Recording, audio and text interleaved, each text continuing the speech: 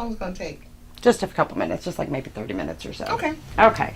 So today is November 7th, 2012, and I, Meghan Vance, am interviewing Algerine Miller about the Crooms Academy exhibit at the Public History Center for the University of Central Florida. And we're at Goldsboro Museum in Sanford. So, Miss Miller, where did you grow up? I grew up in Sanford. In Sanford? In Sanford. And you went to Crooms Academy I went to Crooms Academy. while it was a high school, correct? Or while you were in high school? It was the only, not just high school, because I went to Crooms when I was in 4th grade. Oh, really? Oh, okay. Did you go straight through, like, until you finished high school? Or? Mm-hmm. And what year did you graduate? 1958. Wow. And what did you do after you graduated from high school? After I graduated, the first year, my parents, couldn't afford school. That was out. There was no real employment, so I babysat, Mm-hmm. And then my mother told me that she would help me go to like a trade school. So I went to Jacksonville for business executive secretary, supposed to be. Oh, okay. And did you stay there long, or did you come back? I stayed 9 months. Yeah. And then you came back to Sanford after that? And I came back to Sanford. And I got married. Yeah. And was married for a year. And we separated, and I went to Philadelphia. Oh, wow. And how long were you in Philadelphia? Oh, about 18 years. Wow. Oh, okay. So you were gone My young adult life. Yeah, so you were gone for Sanford for a few years before you came back and Right. came back to home. And I came back home in 1986. Oh, okay. So that was after the Student Museum had already started. Well, no, the Student Museum actually, when you say the Student Museum, that Not the Crooms exhibit, just the museum right. itself. Yeah. Right. And how did you get involved in the Crooms exhibit that's at the museum? Because when the Crooms Academy group has and still has a following of all of the Crooms Academy alumni that we have contact information on. And every 4 years, no, it's 3 now, every 3 years we have a reunion. Everybody comes back and have this big reunion. And are those reunions across multiple classes, or are they like specific? Multiple classes? At one time it was broken up from 49 back to 33, which it wasn't a whole lot of them living. Right. And then from 50 to 59, and then 60, 61, they start breaking up because More students. it was changing. The environment was changing. So, but we still have people who did not necessarily graduate from Crooms, but attended Crooms at some point before total integration started. Oh, okay. So they felt that they had missed out on what we had. So they wanted to be grafted in. So we still have some students who graduated from Seminole High in our Crooms Academy Alumni Association because they went to Crooms at one point. That's interesting. So That's interesting. So did the reunions kind of spawn the creation of the exhibit then? yes, because we were collecting information, and Miss Oliver, really, Frances, that's why I said she is the, actually, I think it was her baby, that, hey, we need to do something, because she had information, other people had information. So they said, well, why don't we try to set up an exhibit? So they collected everything and set it out. So they had a little exhibit in the Hopper Old School for about 3 months. And a lot of people came by and was like, oh, this is nice. I want to put mine in there. And she just had all this stuff. So she said, oh. And then that building closed down and she had to put everything in storage until we found a place. And that's when one of our members who worked with the school board, he is the only living principal of the school, Crooms. Oh, wow. You know, he had contact with the school board, so they talked and say, well, maybe you could partner and put your history stuff in our museum. And it was accepted. Wow. And what year was that it went into the museum? Oh, mama. I gotta think about that. 2000, I would say 9 when we started negotiating. No, it's going back. When we started negotiating, I would say maybe 2007. Oh, okay. And was it a long process getting everything organized and put together? Not too much. We just had to do a contract, and we had to get insurance. A couple of things like that we had to do, and then we had to decide what we wanted to do. And of course, Miss Oliver, it was mostly her stuff. Everybody who had contributed, she wanted them to either have the chance to get their stuff back, Mm-hmm. Rather than her keep storing it. And everybody said, "Oh, just keep it, just keep it, just keep it." So she was like, "What can I do with it?" So she was like pushing. We need to really get it. That's done. great. So with that done, she says, "Oh yeah, that would be great. Then I'm going to donate everything to the Crooms Academy Alumni." So she more or less donated to the alumni. Oh, okay. That's excellent. And does the alumni still hold events or anything in the exhibit itself, or did the reunions tie in Whenever with we that? have a reunion, and it's only been 2 since '07. Mm-hmm. During the time of our reunion, we use that room in that museum for all visiting alumni to be able to come and, That's nice. and visit. Have you guys held any other events at the exhibit besides the reunions? No. And I don't know why. I guess maybe it's never been put on the floor. Right. You know. Is there anything that you'd like to see happen with the exhibit, like for it to grow or anything like that? Well, I think the majority of the alumni wanted to be to be in safekeeping for the history Mm-hmm. to carry the history on. Absolutely. Yeah, because I know the school doesn't have much there at the school itself, so. At Crooms, Mm-hmm. not room, because we went there first. That was our first. How would you say? The location that you were Location that we figured, well, maybe there's a room or something, but they wouldn't have had a room big enough for what we would have needed, and they didn't really go along with that. Right. Was there anything like memorable from when you guys were putting it all together or creating it that happened? Oh, it was really taking you back, because if you run across a picture like, "Now, who is this?" And somebody said, "Oh, that's so-and-so." "Oh no, that was oh." And then Right. say, "Oh, I'm gonna tell her." As a matter of fact, I ran into a young lady, and I have a picture of her family. Who are all, she is only about 3 of them are living. I think it was like 6 in the family.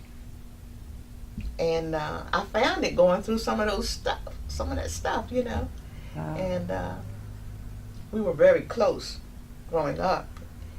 And it was really restoring all of the history, remembering the games, remembering this.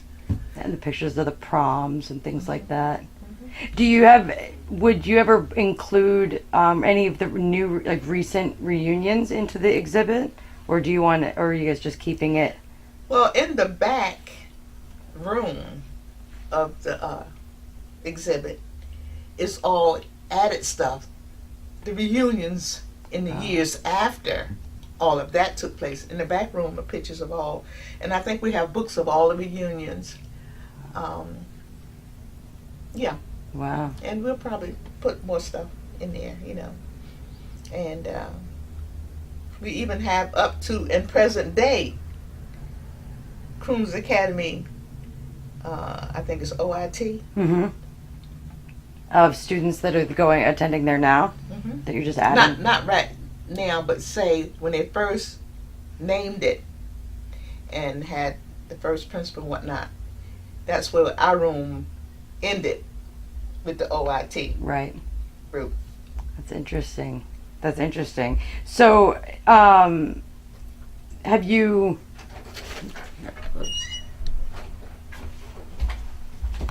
So have you wanted to do anything else with the exhibit? I know that with being the student museum, the fourth graders are having their field trips there. That's not incorporated with that, is it?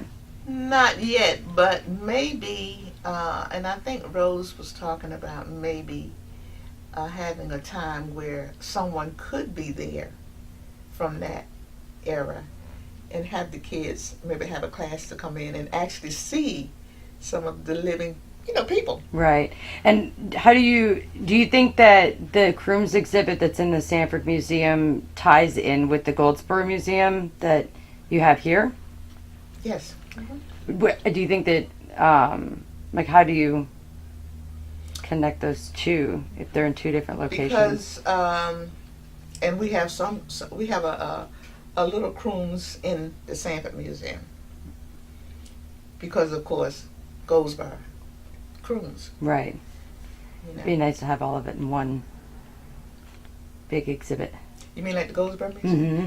But you would have to have we would have to have a big room. Yeah. Yeah, but it's nice to have to.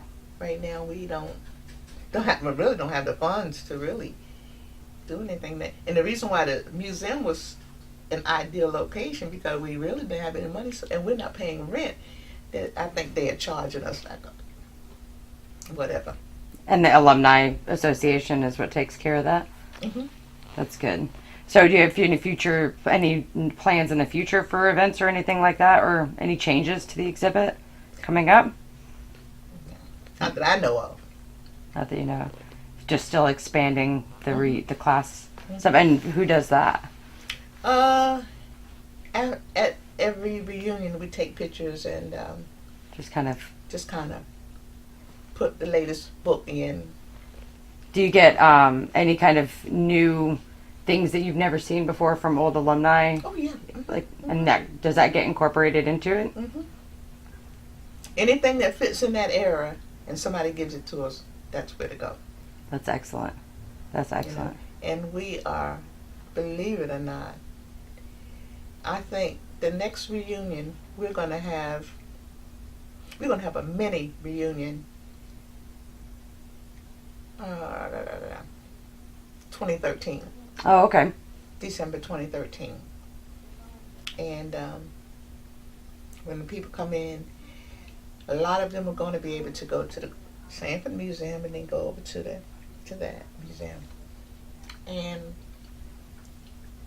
be able to see both. And I know they're going to be asking, well, why aren't we doing this and why are we doing that? Money, honey. Yeah. So and then bring in more stuff. Because when they go into the museum here, and some of the families, well, y'all don't have nobody in my family in there.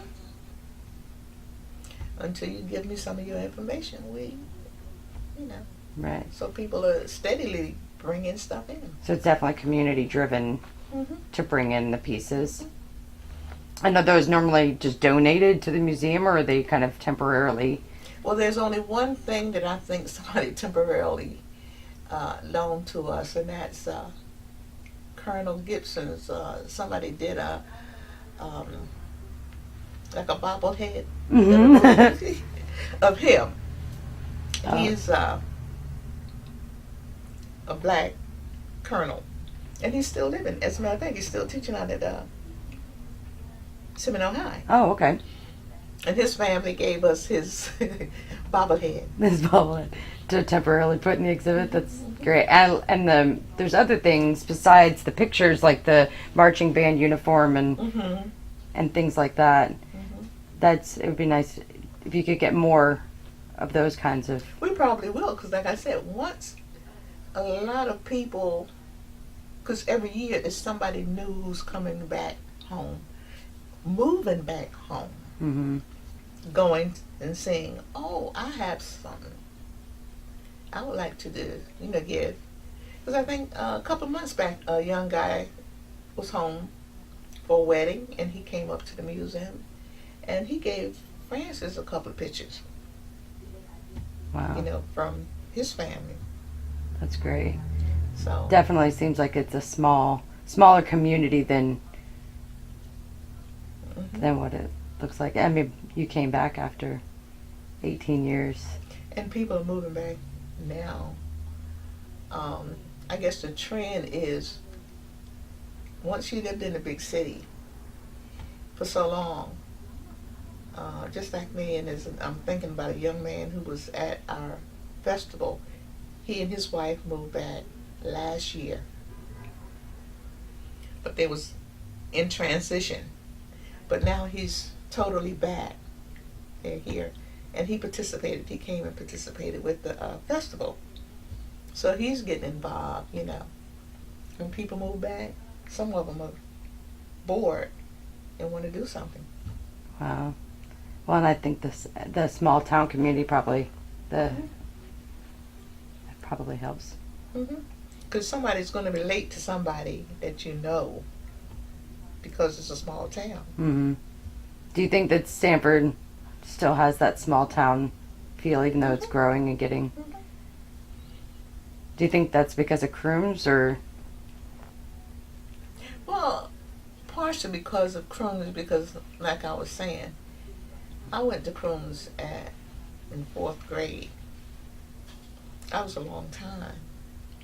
At the same school? So, seeing a lot of the older students coming in, and like I said, Crooms was the only high school for blacks in Seminole County. Mm-hmm. So the kids had to come from Altamount, Longwood, Oviedo, Geneva, Lake Monroe, Georgetown. They were all bussed in to Crooms. Now, in Goldsboro, we had the Red School, which was the elementary school when I went to school, 1st, 2nd, and 3rd. Then everybody in Goldsboro went to Crooms in 4th grade. But Lake Monroe, Hopper, and some of the other schools, they didn't come over to Crooms until 7th grade. And I think it was another school that didn't come over, Oviedo. I think they came over in 9th grade. Okay. Did you enjoy going to school there? Mm-hmm. Yeah. Oh yeah, because that was your social life. Because back during that time, you weren't allowed to mix. I mean, you just didn't mix. When I say mix, I'm talking about you weren't allowed to leave your house and just go visit nobody. Right. You know. And was it even? I mean, obviously it was a all black school, but when you were going there, did you really know, because you were younger, about segregation and kind of the separation, or was it just not something that was really an issue? Well, actually, I guess being brought up in that environment, once you knew what the rules were, you played by the rules, and you didn't know the big picture. Right. And you were gone. Were you gone when it was desegregated in 71 or 70? Or were Yes. you? Or Yes. Oh, okay. So, I left in 60. I left home in 61. I graduated 58. I did 1 year. 61 is when you went out. Summer of 61, something like that.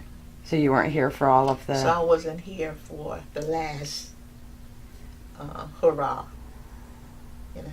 So, Right. And when you came back, what was the status of Crooms? Like, was it still prominent in the community when you came back? No, because Crooms was changing.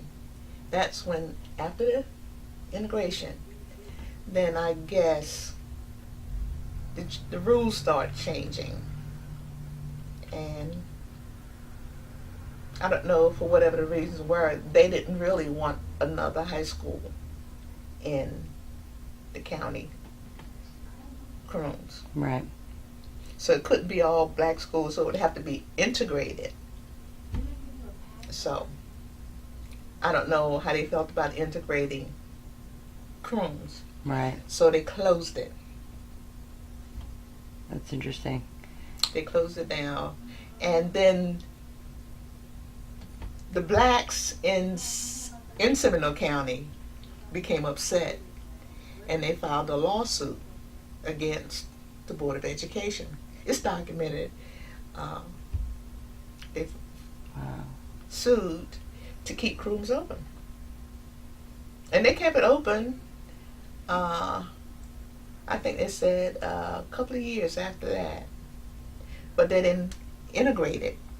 They made it like a 9th grade school for girls who had to drop out of school to have a baby. Mm-hmm. Then they stopped that. Then they had it for problem children.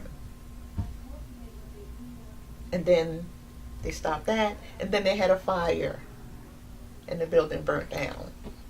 Now, Yeah. what happened there? Right. The building burnt down. They weren't able to save it. So they, of course, closed it down officially. So that was supposed to be the end of Crooms. Right. But the black people still fought and fought.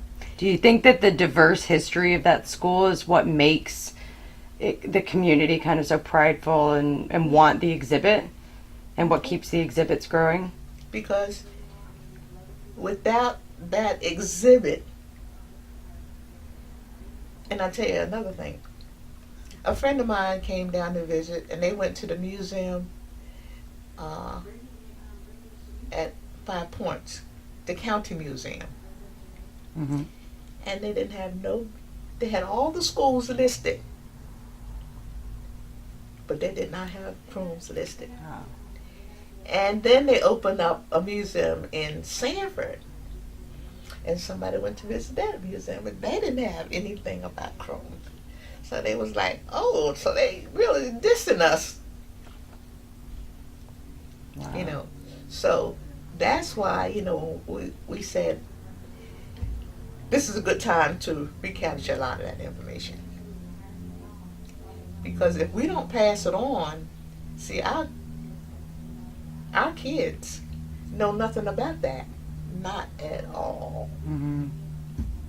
That would have been a lost Piece of history. Right. That's amazing. We have it here, and we can tell them, but unless we can show them some things. Now, I have an old iron, you know what I'm talking about? Mm-hmm. The old iron, and the rub board. You have it? You know what that is? Mm-hmm. For washing clothes, Mm-hmm. you mean? Mm-hmm. That was left over from a cousin of mine, from my family. And I showed it down to the kids, but they were like, yeah, T. Because it's like, they can't connect to it. Right. They got the washing machine. Have you taken your kids and grandkids and stuff up to the exhibit and shown them pictures of you when you were in school? No, but we have old pictures at home that they can look back in, like my mother, my father, my grandmother, coming on up. But we want to do something with the families at a later date. Okay. Our kids. And that's why we figured if the kids coming through 4th grade, if we can have some input, they can see us in the room. Mm-hmm. That's a seed dropping. Absolutely. That they can go back and ask. And as a matter of fact, the young lady was working here one summer. We had a summer program, and a teenager was working here. And that's when we were beginning to work on the museum. And we asked would they like to go over to the museum because we were putting it together and they could help us work it. And of course, they did. And they were cataloging, a lot of our items, taking inventory. And they were looking at stuff and like, So they would go home and tell their parents, and their parents said, "Oh, well, I know that person. I was in that class." And they said, "Oh, there's a picture in the museum." That's great. You know, so that's what we have to keep it there for. Yeah, it'd be a great educational resource, Mm-hmm. especially for the community. Mm-hmm. Not just Black history, but... Not just Black history, but, history for everybody. Do you think... I don't remember seeing in the museum any kind of issue with the integration. Do you... Because it's more kind of just the classes Mm-hmm. throughout the years. Do you think that would be a part of the exhibit? Because it goes through like 86 inside the Mm-hmm. exhibit. I guess that was something, we didn't dwell on Mhm. back during that time. Right. Now, back in I'm trying to think what year. It had to be 50, before I graduated, when Martin Luther King, I can't remember when the movement started about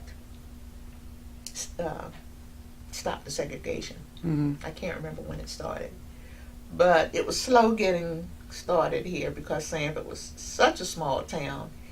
And the people here just obeyed the law and just stayed where they were supposed to stay. And our parents. Right. Okay. So it wasn't as big of an issue for the students that went there. Mm-hmm. That makes sense. But when the students began asking questions, then some of the adults, start answering questions. And of course, when the fight came down to save Crooms, the parents had to take the charge. Wow. Even though they used students, because the students was the one making the noise. It wasn't the parents. And this is when I think they only had a couple of protest marches here. Not marches, but going down to the diner and want a hot dog. Right. It was only a couple of times, Right. Some kids going to go to the Civic Center and crash or go into a dance or something for the white kids at the Civic Center. Right. And then, of course, we had a pool. They gave us a pool right over here in Goldsboro. And so we had our own pool. So we were satisfied. No problem. But when the integration came, they closed the pool. Closed the pool down. That's wild. So that part wouldn't be integrated. And that makes complete sense. Then, of course, the young people were protesting, but I think more people decided just to leave rather than stay and try to change the system or buck the system. Mm.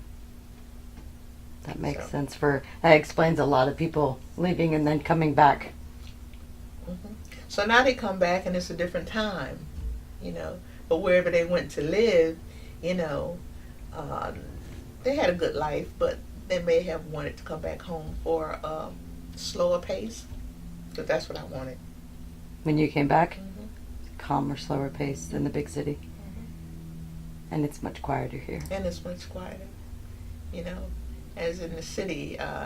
Did you always lived in Orlando? No, I've lived in smaller cities too. Okay. I like the small cities. Okay. You never lived in a big city? I did. I lived in D.C. That's where I grew up. Oh, okay. So Yeah. big city. It just never stops. Mm-hmm. Yeah. So. That's interesting. So what's your personal motivation for being so involved with Goldsboro and Crooms, and is it kind of a tie back to the city? I guess coming back, since I left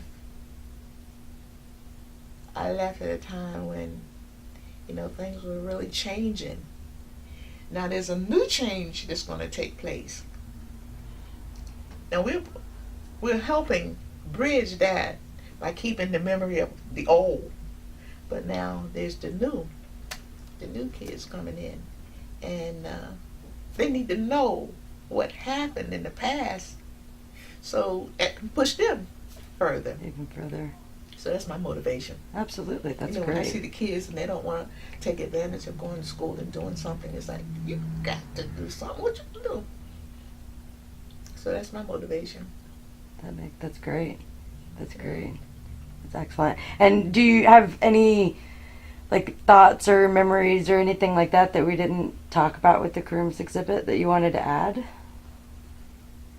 Memory? Not really. I can't think of anything. Yeah. You mean like something from my past? Yeah, like something special or something that Mm, sticks out in you. I can't think of anything right now, Okay. except the fact that my family moved here my father moved here from Orangeburg. My mother moved here from Georgia. Because of, I guess, the economy in those little towns, Florida was the booming country. And that's what I was telling you about, that ice house. Mm-hmm. And the history of that ice house was the hub of all the vegetables and fruits in Seminole County. Was packed in that ice house and shipped out all over the country. And when I was reading that, I thought about it. I said, right in my backyard. I mean, I can remember the building, but it was always spooky to me because it was big and the lights and the noise. You know, I didn't understand what it was when I read that. So, my God, everything was going on right there in my backyard. You know? And now to think, and my father was one of the farmers, working the farms. I know. And then he graduated, left the farm. We moved from the farm to in Goldsboro. Mm-hmm. You know, most of the people who left the farms, I guess when the freeze killed the fruit and the vegetables was fading out. But my father got another job and he worked in a cement plant. Hard work. My mother did. Hard work. Working for a farmer. Make me think about that.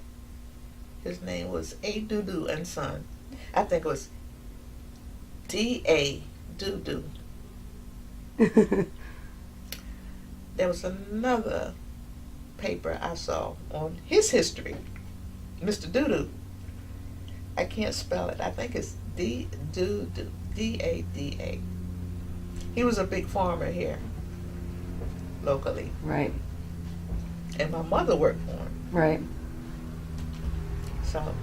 That's interesting. And Sanford community, the history just never stops. Oh no, it never Very, stops.